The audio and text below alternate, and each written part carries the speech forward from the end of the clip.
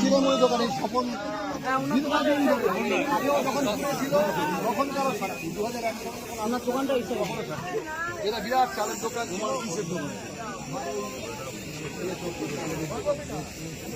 এও একজন দোকান এও আমাদের সভাপতি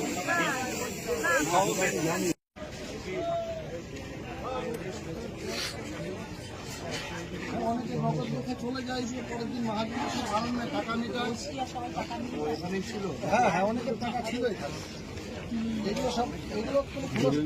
আগুন ছিল পরে পৌরসভার কর্মীরা কাজ করেছে দিনগুলো করবার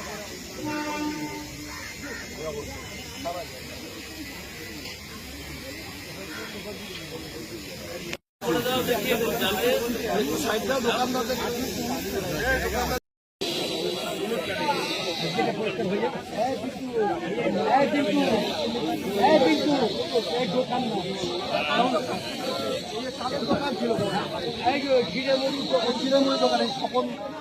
দীর্ঘদিন ধরে আগেও যখন ছিল তখনকারও সাক্ষী 2001 সালে যখন আগুন লাগে তখনও সাক্ষী এরা বিরাট চালের দোকান কিসের দোকান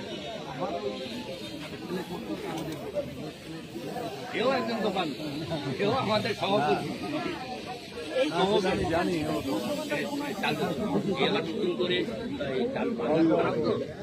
ওই চাল লড়াই করে আছে লড়াই করে